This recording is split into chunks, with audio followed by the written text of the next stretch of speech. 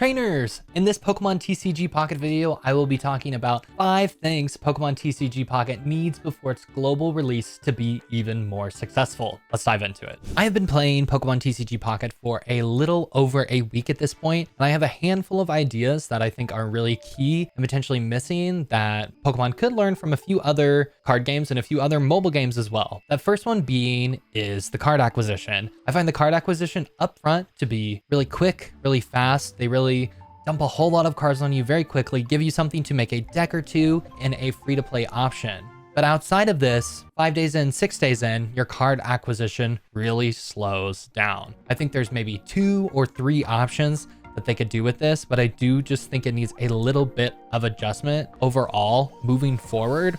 I think primarily what I would like to see is pulling back just a little bit up front. They give you a lot of free options, but potentially including something like weekly missions to give you a handful of packs, or more interesting daily missions besides opening a pack, something to incentivize the player to come back to the game a little bit more than just those 2 packs a day. The 2 packs a day are good. I do like them. I do feel like it has me coming back to the app quite a bit, but I would like to see something changed a little bit. On my free-to-play account, I found that I was dealing with a much more limited set of decks after the week. I managed to build one really strong deck with EXs, but outside of that, nothing much more. Otherwise, you're going to be using the best week 1 card, which usually is the credit card. So with that first thing being, I would love to hear your opinions on how the card acquisition system works so far. Would you change anything? Do you like it how it is? Do you think it's too expensive? Do you like being the free-to-play experience? What are your thoughts? That is point number 1. For point number 2, I would like to talk specifically about crafting. Now, crafting right now works with these things called pack points. Every time you open a pack, you get 5 pack points. Right now, I've spent a little over $200 US on the game, maybe something like 250 USD on the game, and I have 1,060 pack points, which is not a ton, right? So every 100 packs you open, you can unlock an EX card. In my opinion, this feels really, really expensive in terms of crafting. I would like to see these basic EX cards drop down quite a bit. If I scroll way down to the bottom of the Genetic Apex set, we'll see the full arts, the alternate arts. Like the alternate arts being 400 for basics, I think that's totally fine. Like, it's just a cute splashy card. If you spend a lot of money on the game and you want to do it, fine. Full art EXs being 1250, sure, it's expensive. It's just a vanity thing. And the crown rares being 2,500 and the immersive arts being 1,500, I think that's fine. I think that's absolutely fine. The only thing I would like to see is for people to maybe have more freedom in their deck building early on, freedom to unlock a few more cards, specifically with these EX cards. I would really like to see them turned down quite a bit. I would almost think there's an argument to turn rares down to maybe 75 and EXs to just 100. Instead of 100 packs to open up an EX card, right? You can do it in like 25. And I think that'd be a really big improvement. Additionally, the second point I would like to bring up is for all of these cards, when you unlock an extra one, you can do something called obtaining flare. Flare kind of just lets you swag out your deck, right? We can see the sparkly flare on our Rattata here, and each card kind of has a handful of flares. Some cards have unique flares. I want to just see all of them. There's usually, I think Rattata only has this one. So look, Rattata, for instance, only has 1 flare. It eats up 3 of my Rattatas, gives me 1 flare. At no point would you ever need more than 2 of a flare, with 2 cards being the max amount in your deck. But I have 33 Rattata. Oh, here's the other flares. Okay, but I have 33 Rattatatas. Even so, there's 1, 2, 3, 4. 4 times 2 is 8. So, and then 8 times 3 is 24. At no point would I ever need more than 26 Rattatatas to unlock all the flares, have the max amount of Rattatatas in my deck. So what do I do with the rest of these?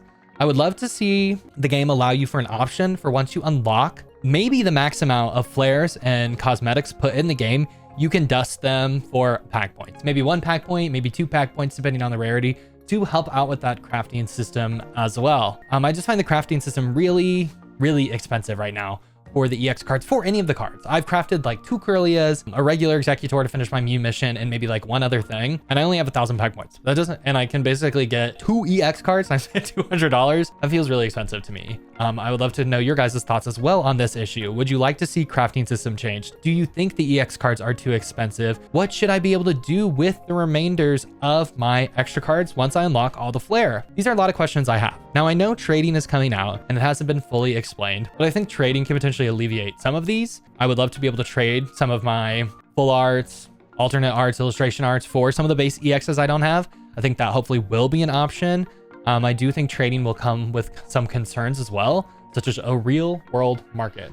And that is the biggest thing for point 2. I would love to see some changes to the crafting system. For point number 3, I would like to talk about the current trainers and items in the game. Right now, pretty much every single deck is running 2 copies of Professor's Research, 2 Pokeballs, 2 Sabrinas, 2 X Speeds, and then, you know, maybe a red card.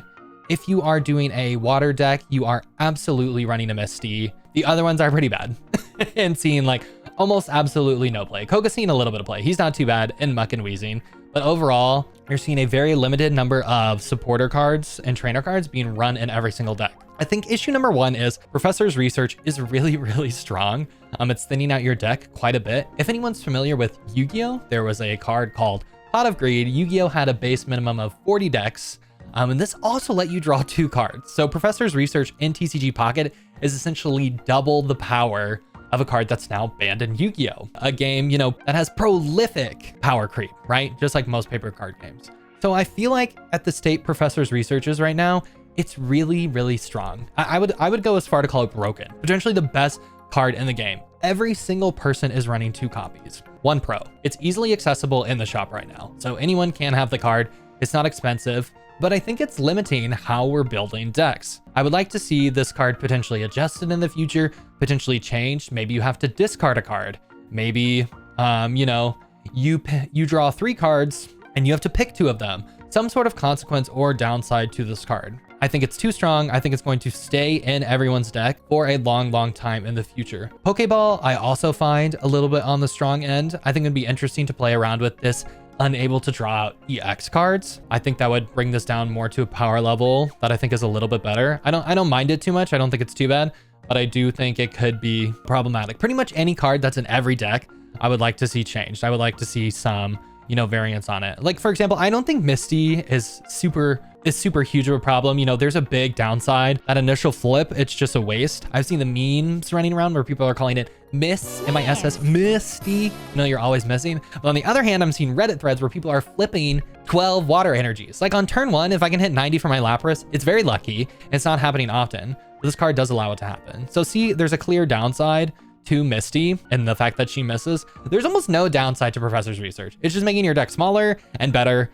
and more consistent. So I'd like to see, you know, Professor's Research changed a little bit, Pokeball potentially removing the EXs, and then Sabrina is interesting as well. In the paper TCG, there is a card called Boss's Orders, but it lets you actually pick the card on your opponent's bench. So it's even stronger than Sabrina. And most paper TCG decks do run a Boss's Orders. Sabrina, you know, your opponent has to do it. So there's a little bit more planning and thinking in the mix. Like, you know, should I put an extra card on my bench? You know, what does my bench look like? Do I need to heal something on my bench to guarantee that my opponent doesn't get that knockout? So there is a con in that your opponent gets to pick it. But again, something like Professor's Research is going to be in every single deck for a long time. So just like, you know, it's easier for me to complain and critique, but I would just like people to consider that it is strong. And if we're seeing it in every deck, maybe it's a little too strong. I would like to potentially see it have some sort of downside instead of only an upside. I'm not exactly sure what that means. I'm not a professional card game designer. I just play a lot of games and yap on the internet. So, and that's point number 3 for me, the current state of supporters and item cards. Point number 4 I would like to bring up is Pokemon TCG Pocket too much of a flip coin simulator? I took time, I scrolled through, I picked up pretty much every single card. Hopefully, I probably missed some that requires a coin flip to use. And these cards are pretty popular in most decks. I just took out Executor EX. Oh, here, we can pass it back in. Executor EX, you know, flip a coin does 40 more damage. Moltres, flip 3 coins, attach energies. Kingler, 2. It'll do 80 more damage. Electabuzz, heads. If you don't, you deal 20 to yourself. Pincurchin, flip a coin, paralyzed. Jolteon, flip 4 coins. Pin Missile, Zapdos, flip 4, 50 for each. Hypno, flip for sleep. Dugtrio, flip, block all your damage. Marowak, flip, 80 for each. Kangaskhan, flip, 30 for each head. And the most infamous one that we've already discussed is Misty. These cards are all pretty popular in my experience so far with the game. Some obviously more than others, those being Moltres, Misty, Kangaskhan, Zapdos, and Marowak, really. I think probably in that order as well. And sometimes when I see these cards and every single match I'm playing, or a lot of them, is coming down to just flipping a coin, that is not really the type of randomness that I want to see in a digital card game. In a physical card game, that's one of the few ways you can, implement randomness. You can do it with drawing hands, shuffling decks, flipping coins, rolling dice. Those are pretty much the biggest ones. In the digital platform, having random elements is potentially endless. And you can make these elements really fun and really interesting. Like, maybe Misty generates 3 unique water cards with items that's random from a big pool, any number of card generation, any number of interesting effects and abilities instead of coin flipping. So I feel like on this first set of Pokemon TCG Pocket cards, I think they're being really cognizant maybe of the power level and it being more reminiscent of some of the earlier card games from the 2000 and focusing on coin flipping. We don't even see rolling a dice, but that could be, something implemented as well. So I would really like to see with this app moving forward and some of the card designs. Again, the app right now is clearly focused on collecting and not necessarily battling. And most of my complaints right now, or, they're not complaints, but just things I would love to see on global release, which I don't think they're going to change anything by then, but I would love to see it. I think it would add a lot of value. Is potentially some unique cards that have digital only effects. Hearthstone, for example, has a keyword called Discover. This lets you, it has a big pool, usually it generates, and you pick one of 3 things. That is not something you can emulate in paper, and it is something that's really popular in the game. It can be good, it can be bad, it can be medium, it can always be kind of net positive. I think that would definitely benefit from some of the designs instead of the game being so much of a flip coin simulator. What are your guys' thoughts? Do you like decks that rely on randomness? Do you think Pokemon TCG Pocket is doing well with randomness as it stands? Would you like to see some more aspects of digital randomness implemented in the game, such as card generation or picking between 3 unique options? I'd love to hear your thoughts. I would like to talk about battles broadly, whether that be PVM, player versus, monster or AI, and PvP, player versus player. In terms of the solo matches, I really like the way they have these set up. I think the missions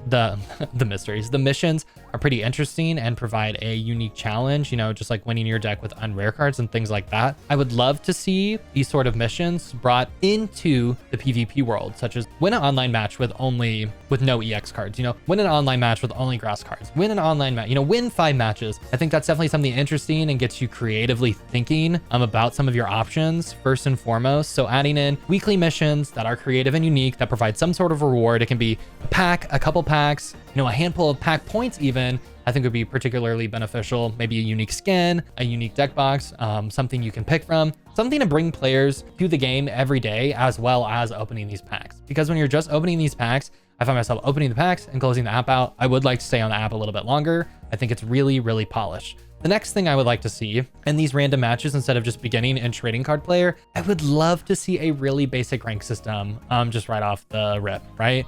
Something that has some really low rewards, like pack points for moving up, hitting a certain level, getting a unique character icon, a unique skin on some of the basic cards, maybe a unique flair that you can apply globally to your cards. Just some sort of rewards to keep me playing the game, keep me engaged, and keeping me being thoughtful and creative. I think Marvel Snap does a pretty good job at this. They have a nice rank system with decent rewards. It keeps you playing the game. I think it's a little bit grindy, but I think Pokemon TCG Pocket at a minimum could do something just, for a chunk of players that want to interact with the app, want to play the game a lot. Again, I know the app is designed for collecting. What I've seen it do with me already is primarily I collect physical cards. I've played a little bit, but I loved collecting cards. I love master setting. I love buying stuff. I love ripping packs.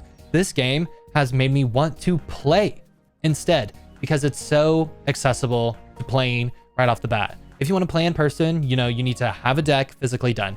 You need to drive to a game store. You need to be comfortable doing things in person. You need to have, the ability to get there, the time to get there. You need to have, potentially certain mobility needs and access. Are you overstimulated in the place? Do you have transport? Are you physically able to, enter the space? Are you differently abled? And all those sorts of things. This app removes a ton of those barriers. You can just kind of whip up your game really quickly and try it out. Try out a match or 2, try out 3, try out 4.